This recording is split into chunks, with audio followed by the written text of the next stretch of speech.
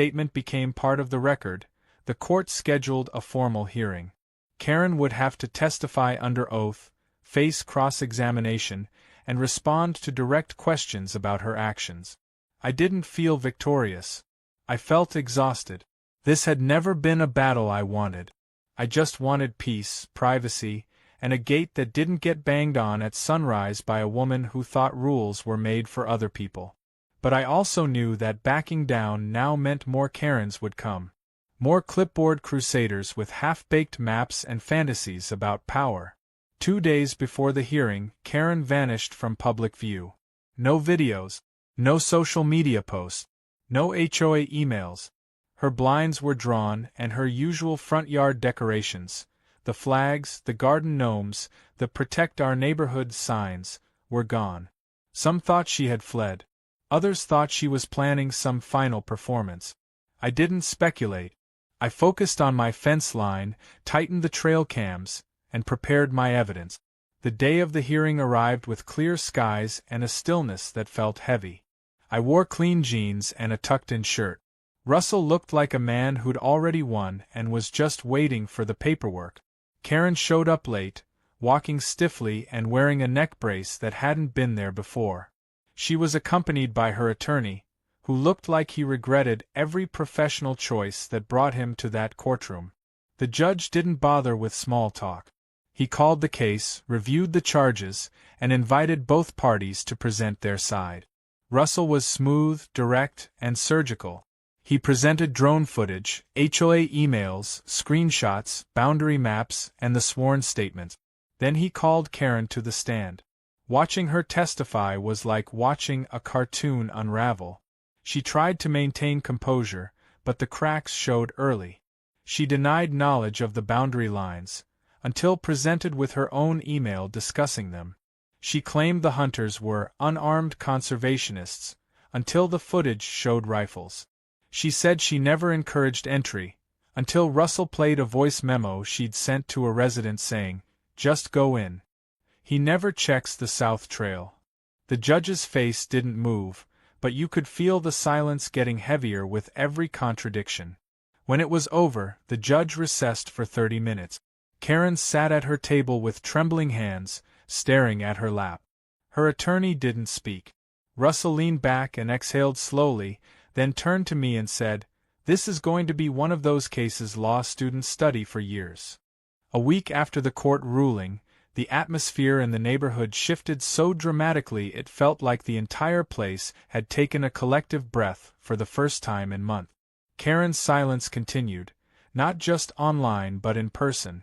Her yard, once a shrine to HOA superiority, now sat neglected. The fake flower beds drooped, the solar lights no longer blinked in sync, and the Protect Our Neighborhood banner had been mysteriously taken down. Her front porch light flickered like a dying signal, and no one had seen her walk her dog since the hearing. There were rumors. Some said she was staying with her sister. Others thought she was in some kind of legal strategy lockdown. But for the rest of us, the silence was golden. The HOA, now leaderless and bitterly divided, tried to patch itself together with emergency meetings that looked more like support group. Rhonda had resigned the day after the hearing, citing emotional exhaustion and conflicting values. 2 other board members followed, leaving just one man named Derek, who'd spent the last year mostly ignoring emails and mowing the community green. Suddenly, Derek was acting president. His first official act? Canceling all upcoming HOA events until things calmed down. His second? Sending out a survey asking whether the HOA should dissolve entirely. The responses came back overwhelmingly in favor. It wasn't just Karen who had overstepped. It was the idea of the HOA as a power structure. People were tired of being told what color their blinds should be while being dragged into federal investigations. On my side of the fence, peace returned like an old friend. The FBI trainees had completed their operations and moved on. Clara stopped by one final time, this time without a clipboard or agents trailing her. She stood on my porch in jeans and a ball cap, sipping the coffee I made her and gazing out over the hills. We didn't talk much about the case. She simply said, "You handled it better than most." I thanked her. Before she left, she handed me a small metal coin, one of those challenge coins agents give each other. On one side was the agency seal. On the other, a simple phrase, "For maintaining order where others failed."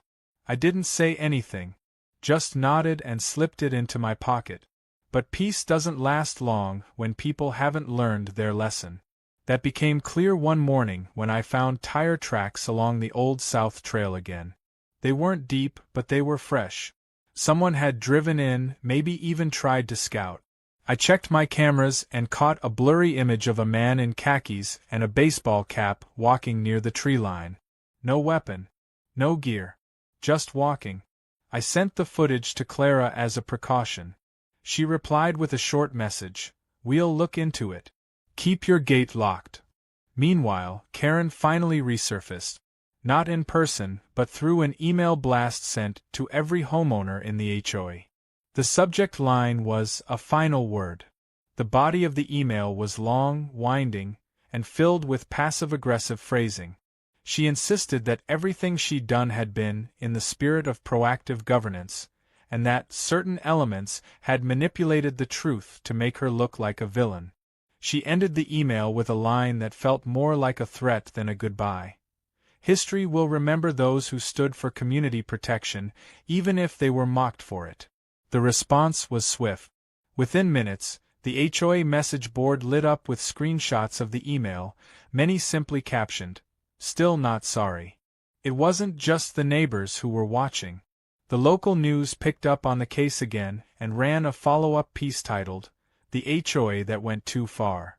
They interviewed a few residents, blurred faces, altered voices. One of them described Karen as the most determined person in the world to ruin a good afternoon. Another compared her to a hall monitor with a grudge and a Pinterest account. The article mentioned the federal training camp, the lawsuits, the drone footage, and the viral videos. The media loved the contrast. One rancher minding his land, one HOA president trying to turn a fence line into a battlefield. It was exactly the kind of story that stuck in people's minds. Irony, conflict, and just enough comedy to make it feel safe to laugh. One unexpected consequence of all this was the attention my ranch started getting. First, it was a few neighbors asking if they could walk the outer trail, just to see the area where the whole thing happened. Then came the social media hikers, tagging trees and fences like they were standing on historical ground. I had to put up a new sign, "Private property," not a movie set. But then came something stranger. A man from a conservation group reached out asking if I'd consider allowing a local school to use part of the ranch for educational field trip. Apparently, some students had been following the case as part of a civic responsibility unit. The idea made me laugh, but I said I'd think about it. Still, I couldn't shake the feeling that Karen wasn't done. People like her never walk away quietly. They retreat, reload, and wait for the world to stop paying attention. So I stayed vigilant. Not paranoid, just practical. I upgraded my fence posts, added solar-powered motion lights along the southern ridge, and cleaned up the trail cams to ensure clear visibility. I even installed a small wind vane camera disguised as a birdhouse. It gave me a full panoramic view of the area where the hunters had once breached. I didn't expect another invasion, but I wasn't about to be caught off guard. Then something happened that finally brought the whole mess to a poetic close. One of the 6 hunters, the guy with the upside-down flag on his Jeep, filed his own civil claim against Karen. Apparently, after being fined and banned from hunting for 2 years, he'd lost a lease on another property and decided someone needed to pay. He included Karen's voice memos in his evidence and described her as the organizing agent of our bad decisions. It was messy, personal, and devastating. And this time, it wasn't me on the other side of her courtroom. It was one of her own recruit. Karen had weaponized people who barely knew her, and now they were turning back with lawsuits of their own. A few weeks later, I received a letter from the county clerk confirming that Karen had settled privately with the hunter. No details, no payout listed, but the letter included a note from the clerk's office reminding all parties of the binding terms of confidentiality. That was code for, she paid him to disappear. And just like that, her story, her mission, and her neighborhood crusade fizzled out, not with a press conference or apology, but with a private check and a public silence. I stood at the edge of my property that evening, just as the sun dipped behind the hills. The air was cool, the sky clear, and the quiet was unbroken. I looked at the line where my fence met the start of what used to be Karen's battleground. Nothing remained of her flags or signs. No hunters, no trucks, just grass, trees, and peace. And I realized something important: not every battle needs a grand victory. Sometimes the best win is when the noise stops and no one comes back. Sometimes you reclaim your land, not through force but by outlasting the people too foolish to know when they've lost. Karen may have thought she was fighting for a cause, but all she really did was teach everyone around her exactly what power without purpose looks like. She tried to conquer something she didn't understand and ended up being buried by her own schemes. And me? I never had to raise my voice or my rifle. I just opened my gate, watched the chaos. The final chapter of the whole mess came not with a confrontation, but with a knock at my front door just before noon on a crisp autumn Thursday.